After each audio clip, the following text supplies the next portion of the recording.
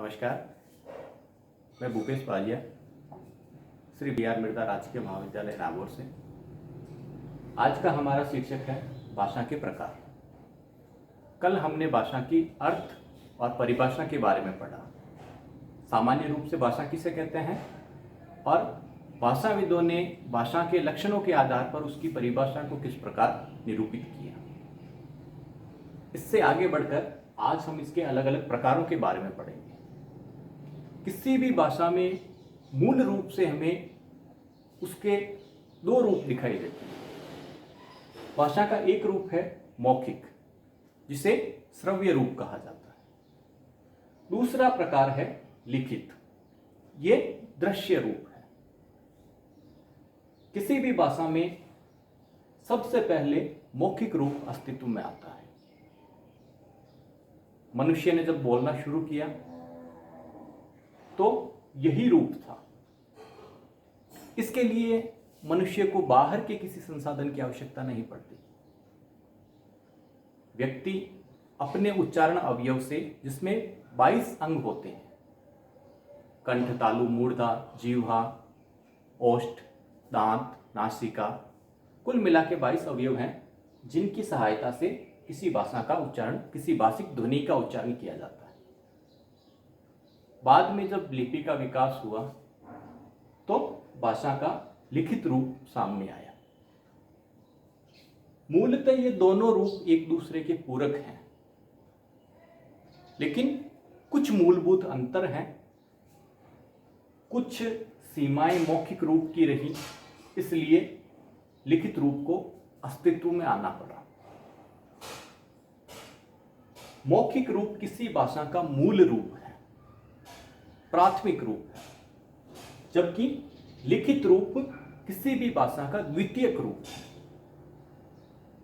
एक बड़ा अंतर यह है कि मौखिक भाषा के व्यवहार के लिए किसी बाहरी साधन की आवश्यकता नहीं होती, लेकिन लिखित भाषा का जब हम उपयोग करेंगे तो उसके लिए पेन, पेंसिल, चौक, कलम, इस तरह के उपकरणों की जरूरत होगी।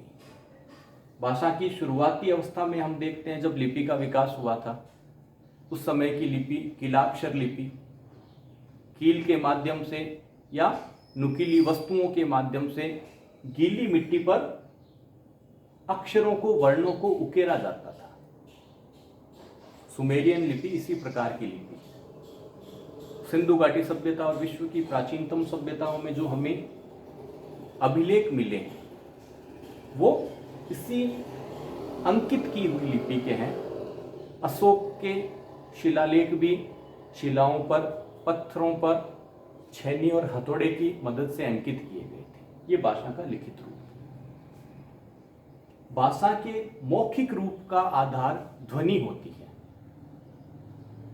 और उस ध्वनि को एक अक्षर के रूप में व्यक्त किया जाता है। भाषा के लिखित रूप का आधार भी ध्वनि है, लेकिन उस ध्वनि को वर्ण के रूप में व्यक्त किया जाता है। तो एक प्रमुख बात कि मौखिक रूप में अक्षर होते हैं और लिखित रूप में वर्ण होते हैं। मौखिक रूप के बाद लिखित रूप की आवश्यकता क्यों पड़ी? इसका सबसे महत्वपूर्ण कारण यह है कि मौखिक रूप क्षणिक है, स्थायी नहीं है। अभी मैं जो कुछ बोल रहा हूं और आप सुन रहे हो, कुछ समय बाद अगर आप इसको सुनना चाहो तो बगैर किसी उपकरण के ये संभव नहीं होगा। लेकिन मैंने अभी जो लिखा और आप जो लिख रहे हो, ये रूप कल परसों नहीं, सालों तक, सदियों तक आपके साथ रह सकता है। तो ये मुख्य अंतर है कि भाषा को स्थायित्व देने के लिए लिखित रूप का आविष्कार हुआ। अब मौखिक और लिखित रूप के बाद में अलग अलग आधार हैं, जिन आधारों पर भाषा के अलग अलग रूपों को निर्धारित किया गया। पहला आधार ऐतिहासिक आधार। इतिहास के आधार पर भाषाएं कितने प्रकार की हो सकती हैं। भाषाविदों ने यह माना कि शुरुआत में कुछ भाषा परिवार थे अलग अलग क्षेत्रों में। उन परिवारों से ही बाद की भाषाओं का विकास हुआ। अधिकतर भाषाविद मानते हैं कि लगभग 13 या 14 परिवार थे, जिनमें सबसे बड़ा परिवार था भारोपीय भाषा परिवार। भारत और यूरोप की अधिकतर भाषाओं का विकास इसी भारोपीय भाषा परिवार में हुआ। तो ऐतिहासिक क्रम के आधार पर अगर हम भाषाओं के प्रकार की बात करें तो प्राचीन भाषाएं जैसे भारोपीय भाषा, मूल भाषा परिवार, फिर मध्यकालीन भाषाएं, भारोपीय भाषा से जो आर्य भाषाएं निकली उनका उदाहरण लें तो ऐतिहासिक रूप से प्राचीन भारतीय आर्य भाषाएं हैं वैदिक और संस्कृत। मध्यकालीन भारतीय आर्य भाषाएं पाली, प्राकृत और अपभ्रंश। और आधुनिक भारतीय आर्य भाषाएं जिनमें अपभ्रंश के 7 प्रकारों से अलग अलग भाषाओं का विकास हुआ।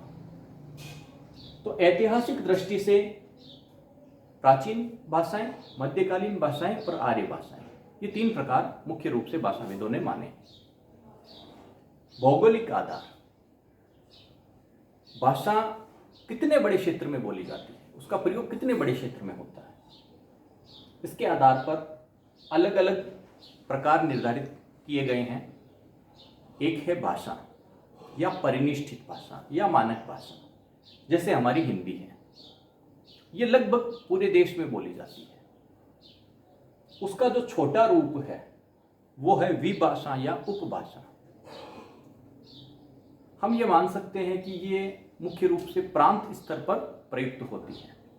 जैसे हिंदी लगभग पूरे भारत की या उत्तर भारत की भाषा है, तो उसकी एक उपभाषा है राजस्थानी, जो राजस्थान प्रांत में बोली जाती है। उपभाषा का और छोटा रूप है बोली, जो किसी मंडल स्तर पर बोली जाती है। जैसे राजस्थानी की अलग अलग बोलियां मारवाड़ी, मेवाड़ी, ढूंढाड़ी, हाड़ौती, मालवी।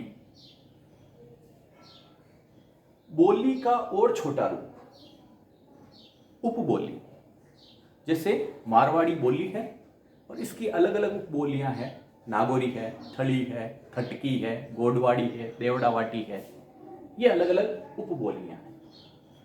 और भौगोलिक आधार पर भाषा का जो सबसे छोटा रूप है वो है व्यक्तिगत बोली। हर एक व्यक्ति की बोली अलग अलग होती है। तो भाषा से लेके बोली तक भौगोलिक विस्तार के आधार पर भाषा के अलग अलग प्रकार हमें दिखाई देते हैं। अगला रूप है निर्माता के आधार पर भाषा का निर्माण किसने किया। सामान्य रूप से भाषा किसी समाज में विकसित होती है, इसका निर्माता कोई एक व्यक्ति नहीं होता। तो ऐसी भाषाओं को सहज भाषा कहा गया। विश्व की अधिकतर जितनी भी महत्वपूर्ण भाषाएं हैं सब सहज भाषाएं हैं। जैसे हिंदी है, अंग्रेजी है, संस्कृत है, या यूरोप की जितनी भाषाएं, अफ्रीका की जितनी भाषाएं हैं, ये सब सहज भाषाएं हैं। इनका निर्माण किसी एक व्यक्ति ने नहीं किया, समाज ने किया, और इस प्रक्रिया में सदियों लगी। अगर भाषा का निर्माता कोई एक व्यक्ति हो तो वो भाषा कहलाएगी कृत्रिम भाषा। जैसे आधुनिक काल में एक भाषाविद हुए थे डॉक्टर ज़ेमनहाफ। ज़ेमनहाफ ने एस्पेरांतो नाम की एक कृत्रिम भाषा का आविष्कार किया। इसका आविष्कारक कोई समाज नहीं था, ये एक व्यक्ति विशेष ने बना ली। और इस भाषा को कामचलाऊ भाषा के रूप में माना जाता है। इसमें साहित्य नहीं लिखा जा सकता, लेकिन थोड़े से प्रयास से विश्व का हर एक आदमी इस भाषा को सीख सकता है और वो आपसी विचारों को, भावों को, अपनी बात को प्रेषित कर सकता है, समझ सकता है। तो निर्माता के आधार पर एक सहज भाषा और दूसरी कृत्रिम भाषा। प्रयोगकर्ता के आधार पर भाषा का प्रयोग कौन कर रहा है। हम देखते हैं अलग अलग कार्यालयों में अलग अलग प्रकार की भाषा का व्यवहार होता है। आज हम देखते हैं स्कूलों में हम जो पढ़ते हैं वो मानक हिंदी है, परिनिष्ठित हिंदी है। लेकिन अगर कोर्ट की कार्रवाई की बात करें, अदालती कार्रवाई की बात करें, या पुलिस विभाग की भाषा की बात करें, या फिर राजस्व पटवारी वगैरह की बात करें, तो उनकी भाषा में उर्दू के, अंग्रेजी के तकनीकी शब्द अलग आएंगे। तो हम ये कह सकते हैं कि कानून की भाषा अलग है, मजदूरों की भाषा अलग तरह की होती है, व्यापारियों की कुछ अलग तरह की होती है, जो महाजन वगैरह हैं उनकी भाषा थोड़ी अलग होती थी। आज हम जाति के आधार पर भी देख सकते हैं, धर्म के आधार पर भी देख सकते हैं कि जाति विशेष की भाषा में कुछ एक अंतर हमें दिखाई देता है। जैसे हिंदी भाषा की बात करें तो हिंदी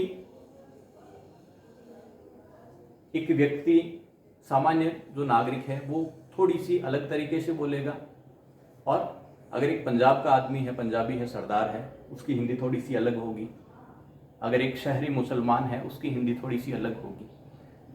तो प्रयोगकर्ता के आधार पर भाषाओं के अलग अलग प्रकार होते हैं। फिर है मानकता, शुद्धता। कोई भाषा कितनी शुद्ध है, इस आधार पर भी भाषा के प्रकारों को निर्धारित किया गया है। मानकता के आधार पर एक है शुद्ध या परिनिष्ठित भाषा, जैसे हिंदी, जैसे इंग्लिश, इनका एक व्याकरण होता है। दूसरा है मिश्रित भाषा, जो कामचलाऊ भाषा होती है, इसका बेसिकली कोई व्याकरण नहीं होता।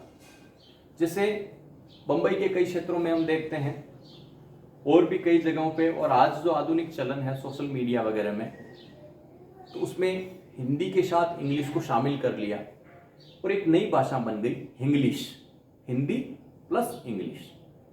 तो ये भाषा मिश्रित भाषा है, इसका अलग से कोई व्याकरण नहीं होता।